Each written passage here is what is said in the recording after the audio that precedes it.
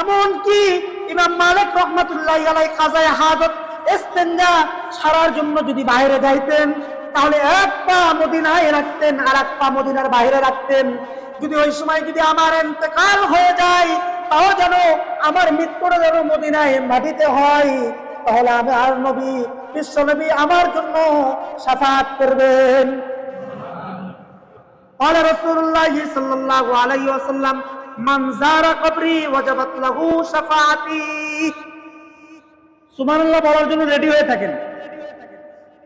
মান যারা কবরি, যে ব্যক্তি আমার কবর মুবারক রওজা মুবারক জিয়ারত করবে, ওয়াজাবাত লাহু শাফাআতি, ওই ব্যক্তির জন্য আমার শাফাআত ওয়াজিব হয়ে যায়।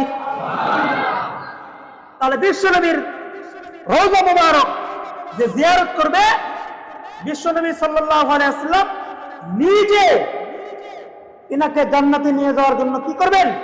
সুপারিশ করবেন। আল্লাহু আকবার। এর থেকে আর বড় কি আছে?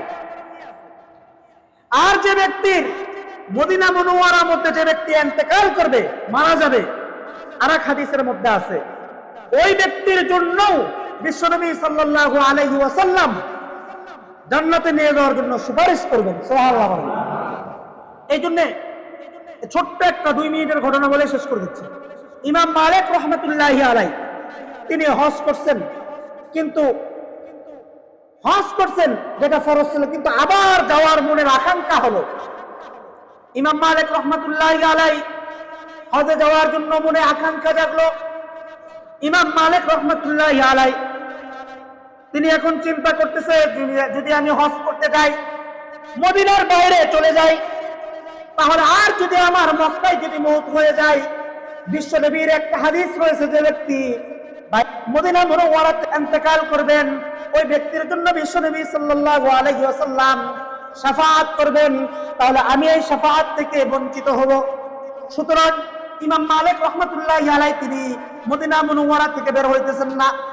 এমনকি ইমাম মালিক রহমাতুল্লাহি আলাইহি কাযায়ে হাজত ইস্তেনজা সারার জন্য যদি বাইরে যাইতেন, তাহলে এক পা মদিনায় রাখতেন আর এক পা মদিনার বাইরে রাখতেন।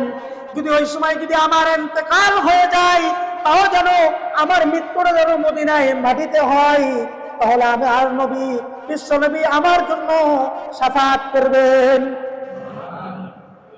ইমাম মালিক রহমাতুল্লাহি আলাইহি চিন্তা করতেছেন কি করবেন, হজ করবেন কিনা।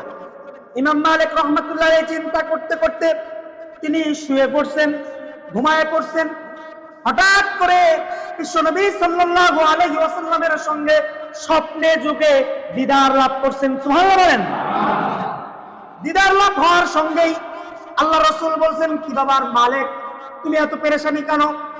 ইমাম মালিক রহমাতুল্লাহি আলাইহি বলতেছেন, আমি এত পেরেশানি, ইয়া রাসূলুল্লাহ, ইয়া হাবিবাল্লাহ, আমি একটু হজ করার জন্য ইরাদা করছি, কিন্তু আমি মদিনা মুনাওয়ারা থেকে বের হতে পারতেছি না।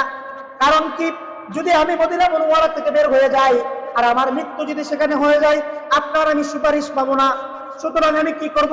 আল্লাহ আপনি একটু জানায় দেন, আমি আর দুনিয়ার জমিনে কয়দিন জীবিত থাকবো, মেহেরবানি করে আপনি জানায় দেন।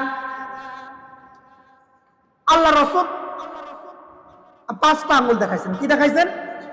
5টা আঙ্গুল দেখাইছেন। দেখার পরেই তিনার ঘুম ভেঙে গেছে। উনি এখন আনন্দ হয়ে গেছে। যাক, উনার এখন ব্যাখ্যা করলেন কি, 5টা, তার মানে 5 বছর জীবিত থাকবে। কিছুক্ষণ পরে আবার চিন্তা করছে, না 5 বছর, 5 ঘন্টাও তো হতে পারে, 5 দিনও তো হতে পারে, 5 সপ্তাহ তো হতে পারে, 5 মাসও তো হতে পারে না। ওনার শাগরেদকে পাঠাই দিচ্ছেন আল্লামা তৎকালীন সময়ের যোগ শ্রেষ্ঠ স্বপ্নের ব্যাখ্যাকারক আল্লামা শিরিন রহমাতুল্লাহি আলাইহির কাছে। সুবহানাল্লাহ বলেন। আল্লামা শিরিন রহমাতুল্লাহি আলাইহির কাছে গেছেন, ওনার শাগরেদকে পাঠাই দিচ্ছেন। শাগরেদকে পাঠাই দেওয়ার পরে শাগরেদকে বলছেন, তুমি যাইয়া অবশ্যই আমার স্বপ্নের কথা বলবে, কিন্তু কে দেখছে এটা বলবা না। তিনি চলে গেছেন। যাওয়ার পরে ইবনে সিরিন রাহমাতুল্লাহি আলাইহি বলতেছেন, একজন ব্যক্তি স্বপ্ন দেখছে এমন এমন ব্যাপার, বিতফসিল ঘটনা বর্ণনা করছেন। তিনি বলতেছেন যে যিনি স্বপ্ন দেখছেন তার নাম বলতে হবে, নাম না বললে আমি ব্যাখ্যা দিব না। বিপদে পড়ছে, নাম না বললে কি দিবে না? ব্যাখ্যা দিবে না। লাস্ট পর্যায়ে ওই সাগরেদ আবার সেখান থেকে প্রত্যাবর্তন করে কোথায় আসছে? ইমাম মালিক। আবার ঠিক আছে, এবার যায় নাম বলো। এবার যায় নাম বলছে। যাওয়ার পরে বলতেছেন, আমিও মনে করছিলাম, ধারণা করছিলাম মদিনা মুনাওয়ারার মধ্যে এরকম স্বপ্ন ইমাম মালিক ছাড়া আর কেউ, দ্বিতীয় কোনো কেউ দেখার মতো ব্যক্তি নাই। সুতরাং এইটার স্বপ্নের ব্যাখ্যা তো খুবই সহজ। ইবনে শিরিন রাহমাতুল্লাহ আলাইহি বলতেছেন, কারণ আল্লাহ পাক রব্বুল আলামিন বলছেন, পাঁচটা জিনিসের ইলম সম্পর্কে আল্লাহ পাক রব্বুল আলামিন কাউকে জানায় নাই। পাঁচটা জিনিস। কয়টা জিনিস বলেন? ওয়ায়ুনাজ্জিলুল গায়স ওয়া ইয়ালামু মা ফিল আরহাম। আল্লাহ পাক রব্বুল আলামিন পাঁচটা জিনিস সম্পর্কে কাউকে জ্ঞান দেয় নাই। গায়েব সম্পর্কে কাউকে জ্ঞান দেয় না। গায়েবকে, গায়েবের মালিক কে জানে? আল্লাহ ছাড়া কেউ গায়েব জানে? বলেন, আল্লাহ রাসূল গায়েব জানে? বিশ্বনবী গায়েব জানে? বিশ্বনবী যদি গায়েবই জানতেন তাহলে প্রত্যেকটা যুদ্ধে বিশ্বনবী জয়লাভ করতেন।